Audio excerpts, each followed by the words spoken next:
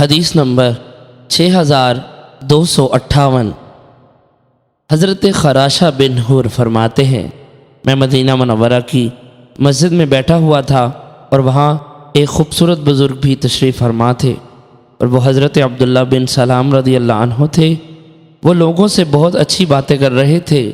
جب وہ اٹھ کھڑے ہوئے تو لوگوں نے کہا، جس آدمی کو یہ بات پسند ہو کہ وہ کسی جنتی کو دیکھے تو وہ اس شخص کو دیکھے۔ راوی کہتے ہیں، میں نے کہا، اللہ کی قسم میں اس شخص کے پیچھے جاؤں گا اور اس کے گھر کا پتہ معلوم کروں گا۔ فرماتے ہیں، میں وہ چلتے رہے حتیٰ کہ شہر سے باہر نکلنے کے قریب ہو گئے، پھر اپنے گھر میں داخل ہوئے۔ میں نے اجازت طلب کی تو انہوں نے مجھے اجازت دی اور فرمایا، اے بھتیجے، تمہیں کیا کام ہے؟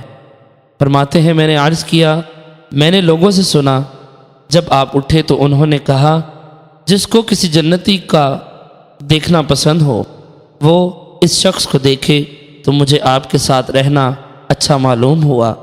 انہوں نے فرمایا، اہل جنت کے بارے میں اللہ تعالیٰ زیادہ جانتا ہے، اور ان قریب میں تم سے بیان کروں گا کہ وہ لوگ یہ بات کیوں کہتے ہیں۔ میں سو رہا تھا کہ ایک شخص میرے پاس آیا اور اس نے کہا، اٹھو۔ اس نے میرا ہاتھ پکڑا اور میں اس کے ساتھ چل پڑا۔ میں نے اپنی بائیں جانب ایک راستہ دیکھا، میں اس پر چلنے لگا تو اس نے کہا، اس طرف نہ جانا، یہ بائیں جانب والوں یعنی کفار کا راستہ ہے۔ تو میں نے دیکھا میری دائیں جانب ایک راستہ ہے۔ اس نے کہا، اس راستے کو اختیار کرو۔ چنانچہ وہ مجھے ایک پہاڑ پر لے آیا اور کہا، اس پر چڑھو۔ فرماتے ہیں، میں جب بھی اسے چڑھنے لگتا سرین کے بل گر پڑتا۔ چند مرتبہ اسی طرح ہوا۔ فرماتے ہیں، پھر وہ مجھے لے کر چلا حتیٰ کہ مجھے ایک ستون کے پاس لایا جس کا اوپر والا حصہ آسمان میں اور اس کا نچلا حصہ زمین میں تھا، اور اس کے اوپر والے حصے میں ایک حلقہ تھا۔ مجھے کہا گیا کہ اس کے اوپر چڑھو۔ فرماتے ہیں، میں نے کہا، کیسے چڑھوں جب کہ اس کا کنارہ آسمان میں ہے؟ فرماتے ہیں، اس نے میرا ہاتھ پکڑا اور مجھے اوپر چڑھا دیا۔ پھر میں نے دیکھا کہ میں نے وہ حلقہ پکڑا ہوا ہے۔